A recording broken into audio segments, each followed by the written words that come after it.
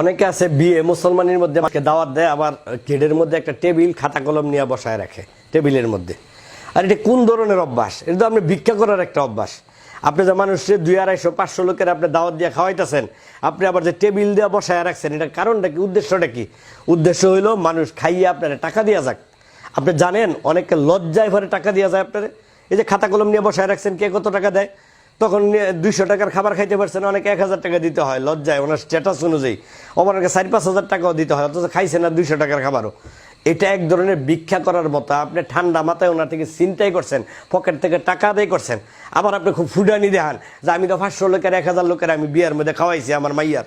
তা আপনি তো 500-1000 লোকের আপনি বিয়ের মধ্যে খাওয়াইছেন, আপনার টার্গেট থাকে যে 5 লাখ টাকা খরচ করবো, 3 লাখ টাকা আমার উঠতে দেবো গা। তো আপনি মাইন্সের টাকা মাইন্সের খাওয়াইলেন, আপনি নিজের পকেট থেকে কি খাওয়াইলেন? নিজের পকেটে যদি না খাওয়াইতে পারেন, এগুলো বাদ দেন। সমাজের মানুষের দেখানো বাদ দেন, এই ফুটানি বাদ দেন।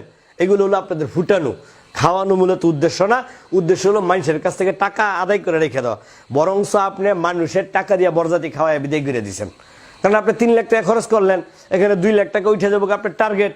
আত্মীয় স্বজন সবাই দিব, অনেকে আছে সিরিয়াল মতো দেখি তো কে কত টাকা দিছে, ওইটা দেখে পরে চিন্তা করে যে মুখে 2000, মুখে 3000, মুখে।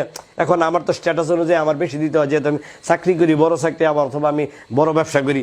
সেই হিসাবে মনে না চাইলেও কি করতে হয়, ওইখানে টাকার অঙ্কটা মোটা করে লেখাইতে হয়, সবার উপরে লেখাইতে হবে, সবচেয়ে বেশি টাকা লেখাইতে হয়। এটা আপনি ওনাকে ইচ্ছা করে ওনার কাছ থেকে চিন্তাই করে টাকা নিছেন। আপনার হয়তো ওনার সাময়িক সমস্যা থাকতে পারে, ওনার ঋণ থাকতে পারে। এই যে এইগুলো করলেন, এগুলো হলো আপনাদের মানুষের কাছ থেকে জোর করে পকেট থেকে টাকা নেওয়া।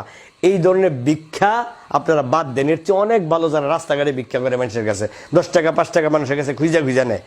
আপনি যে ভদ্র ভাষায় ভিক্ষা করলেন, কতগুলো মানুষের অসুবিধা ফেলাইলেন। মানুষের টাকা দাম মানুষের খাওয়ায়া, আবার ফায়দা আপনি বরজাতি খাওয়ায়া বিদায় করে দিচ্ছেন। এটা হলো আপনাদের চালাকি। এই ধরনের অভ্যাস, রীতিনীতি, এগুলো কোনোভাবেই শরীয়তে জায়েজ নাই। মানুষকে চাপে ফেলায় কোনো কিছু আদায় করা শরীয়ত এগুলোকে সমর্থন করে না, এগুলো জায়েজ নাই। আপনার দরকার নাই, সামর্থ্য নেই, করবেন না। আপনি যার এমন চাই তারা আপনি কয়েকজন দিয়ে আপনি দাওয়াত দিয়ে খাওয়াইলেন। আপনার এটার মধ্যে আর হোটেলের মধ্যে পার্থক্যটা কি? এই যে আপনি টেবিল দিয়ে বসাই দিয়েছেন, আরে 200 টাকা দিয়ে হোটেল থেকে তো ভালোভাবে খাওয়া যায়, গরুর গোস্ত দিয়া 200 বা 150 টাকা দিয়া সুন্দরভাবে ফ্যাট বেড়ে খাইয়া তখন বের হওয়া যায়। কিন্তু আপনি যে অনুষ্ঠানের মধ্যে টেবিলের মধ্যে আপনি খাতা কলম দিয়ে যে বসায় রাখছেন, আর হোটেলের মধ্যে আর আপনার মধ্যে কোনো পার্থক্য নেই। আপনি বরংস এটা দিয়ে উদ্দেশ্য হলো যে খাইছেন, এখন টেয়া দিয়ে যান, টাকা দিয়ে যান, টাকা ছাড়া কেউ এখান থেকে যাইবেন না বলেও।